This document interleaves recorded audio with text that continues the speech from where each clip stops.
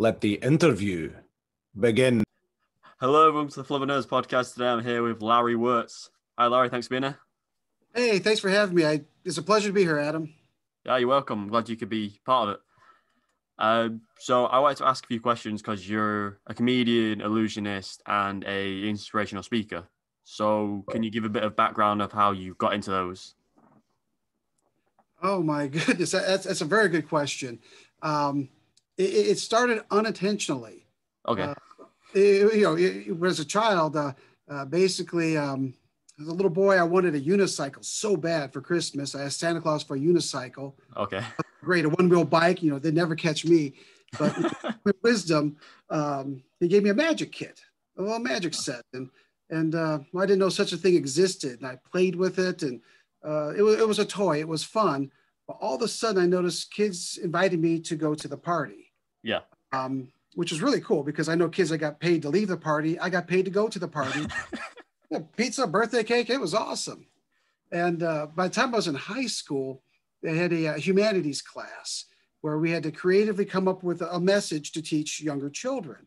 And so I used magic to work with the message of saying no to drugs. This was back in the 1980s. And I was able to go to some local area schools while I was in high school just to present that. And I used magic as the visual object lesson to help with the abstract concepts about substance abuse and things of that nature. Okay, cool. Yeah, then just one thing led to the other. I started to pay my way through college doing comedy clubs, and then worked into trade shows where I used magic as a way to get a message across. Okay, nice. Yeah, it was really great. It was a neat experience, a very, very good experience. But I got pulled into the school market. That's where my heart was, working with students and children. Right. So I created a program called The Magical World of Science. And I would visit beginning area schools where I teach about, science and math. And I use magic and comedy, humor. And it was curriculum-based entertainment. And that just kind of snowballed in its own self. That became a career. Oh, nice. That's cool. I stopped counting at 10,000 schools. Wow. I figure when I die, my family will save a fortune on embalming because of all the school lunches I've eaten. But in the 1990s is when the inspiration was started. That's our country was involved in what they were called Desert Storm, and that was the first President Bush. And that was the first time in my lifetime we were at a war, and people had a lot of questions. They were confused, and that one thing led to the other, and 9/11 really brought that out. Yeah, of course, yeah. Yeah, because no one knew what was going on. No.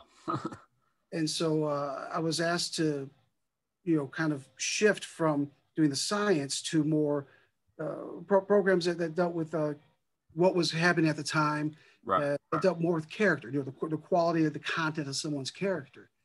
And I've pulled into the me being a Christian is where I started pulling in the faith-based tie-in. And so I visit a lot of churches, and we laugh, we have a good time. I share a message.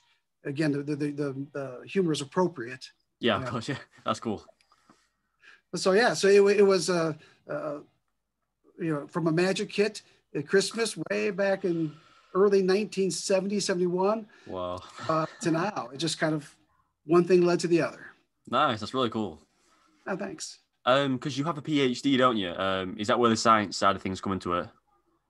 Well, I was doing so many programs. I couldn't, I couldn't finish college back right after high school. I started doing the school assemblies. Yeah. And I didn't have time for college. As a matter of fact, I was so busy, I'd visit at that time 2, maybe 3 schools a day with assembly programs. Wow. I could, if the community was small enough, I could visit 2 in the morning before lunch. And after lunch, there's usually enough time in the school. Once they transfer over the cafeteria to have an assembly, I could do 1 then. It wasn't until 2010 I was able to go back to college. Okay. Cool. And it was great. It was, I picked up my bachelor's. I shifted my direction. I got my bachelor's in biblical studies. And then I went on with my master's. I got a dual master's, one in ministry at Indiana Wesleyan Seminary, and then a master's in leadership. And then I got accepted into Indiana Wesleyan's PhD program. Oh, nice. My PhD in organizational leadership.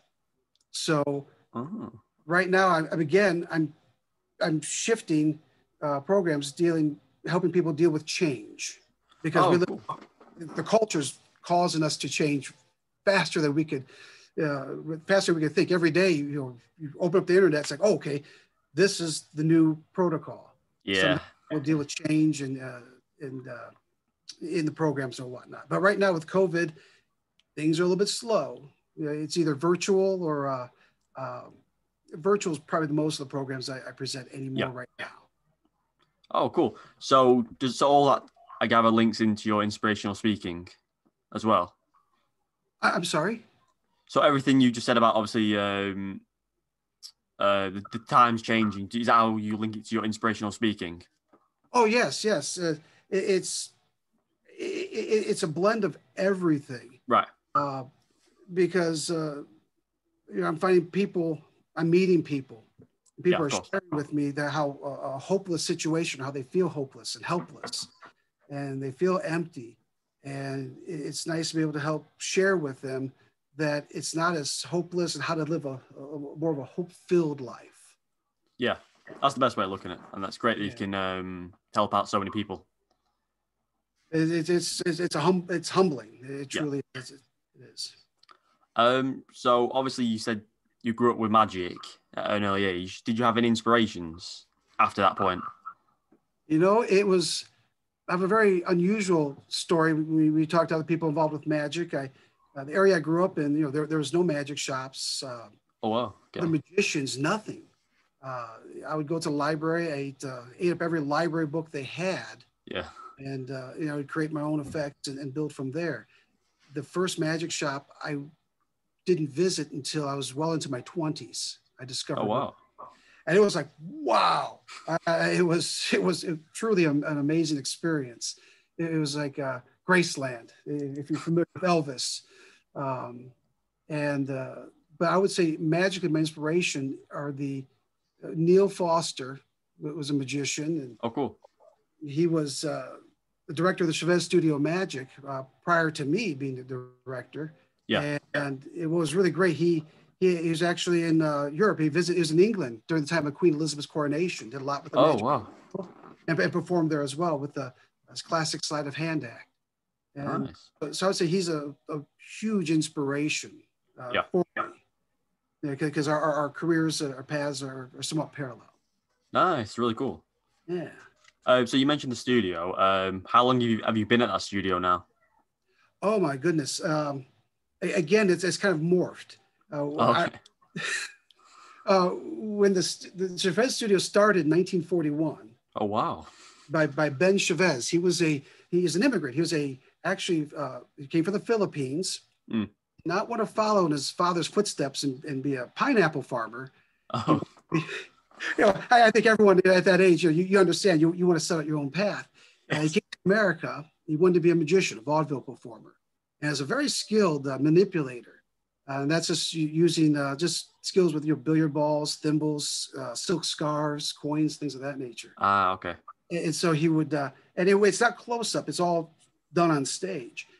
He met his wife, Marion Chavez, and so they went on the road traveling. And this is the 1930s now. He came across in 1919. Wow. And in the 1930s, they were in a vaudeville.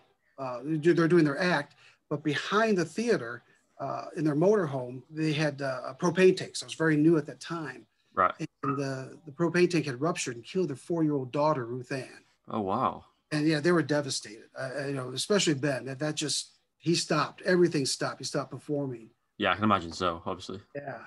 And, behind every man, every successful man is a woman that supports and encourages. And Marion did just that.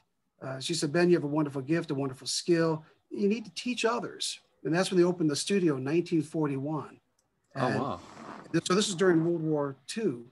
And then eventually they opened up to where in the United States, they had a thing called the GI Bill. So if you served in the military, And when you leave the military, the government will help re-educate you so you can help have a vocation. Yeah. And so they accepted the GI Bill, and so they kept going on and on and on. And Ben passed away early 1960s. Marion kept the studio going until she passed away in the late 1970s, left it to Neil Foster.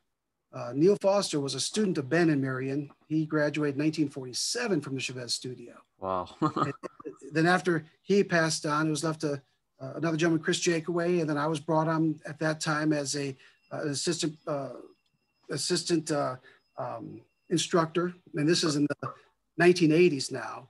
And I would say I've been the full-time instructor since probably the past 6 years or so. I've been the director of the show. Right. Okay.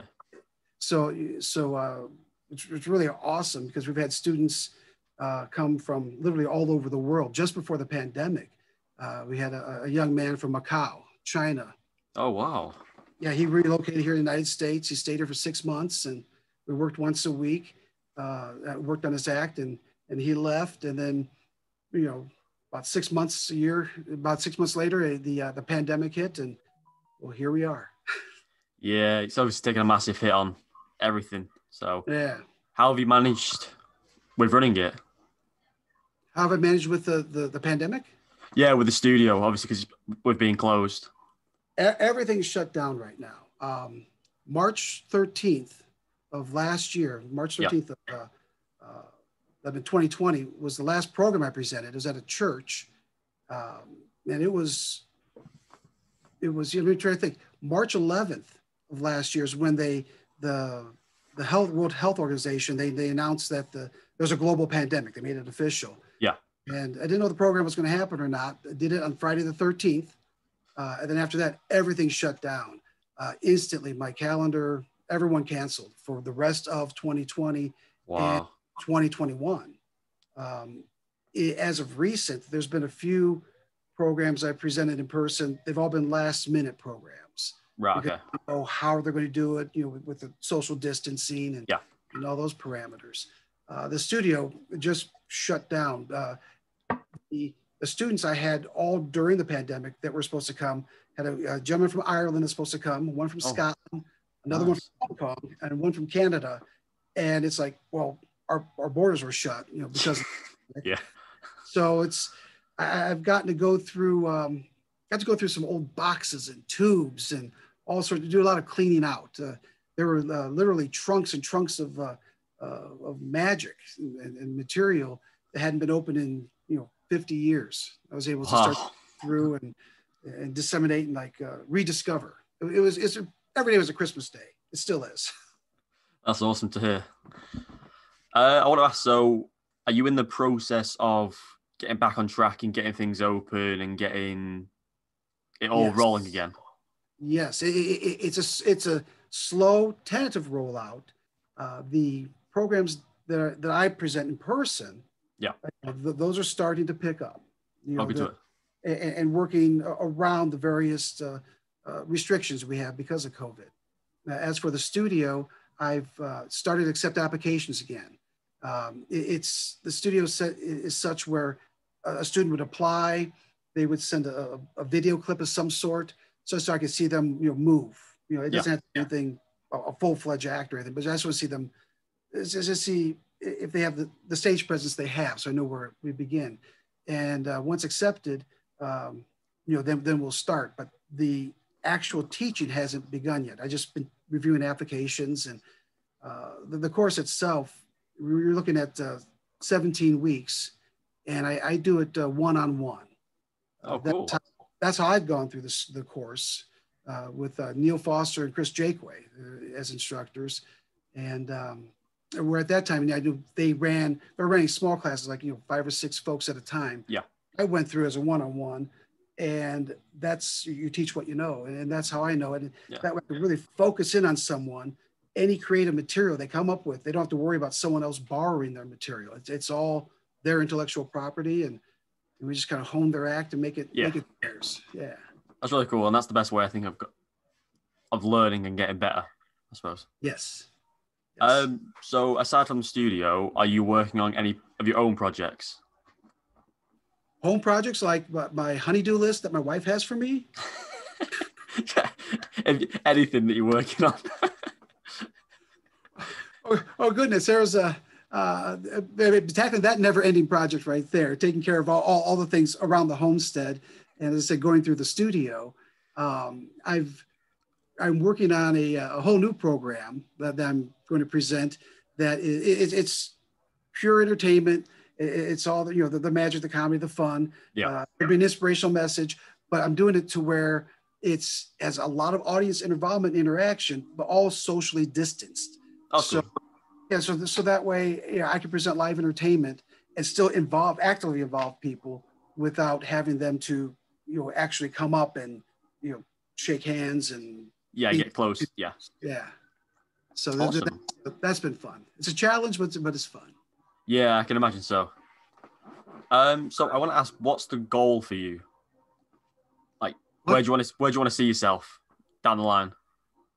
Oh my goodness. I have learned to keep flexible because I never thought I would be where I am right now. Okay, fair enough. If someone told me, 50 years ago, you're a director of a magic studio, like, yeah, right.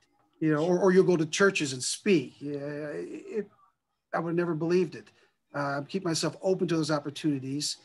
With the PhD, and as I'm getting older, I would like to maybe try to teach other people more how to incorporate their art, whatever art they could be in. It could be, whatever creative art. I would say, juggling, dance, the magic, of course, and but how they could deliver a message that's cohesive. So it's not a disjointed message where here's the entertainment, here's the message, and they compete or they have nothing related. How they could use their art as a visual object lesson to help teach or inspire someone else. I would say nice. that's a goal I want to work with. That's really cool. Awesome. I just want to finish off with one final question. Sure. What do you want to do down the line, project-wise?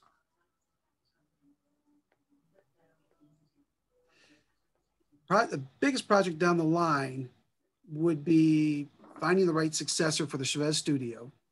Okay. Someone has a passion for it to learn all the manipulative skills and it has the ability and has the heart for it and the talent for it. The other would be to, as far as a goal, just to enjoy each moment. As I've gotten older, I've learned there's a poem that says, appreciate the little things, for one day you'll realize those are the big things in life. Yeah, absolutely.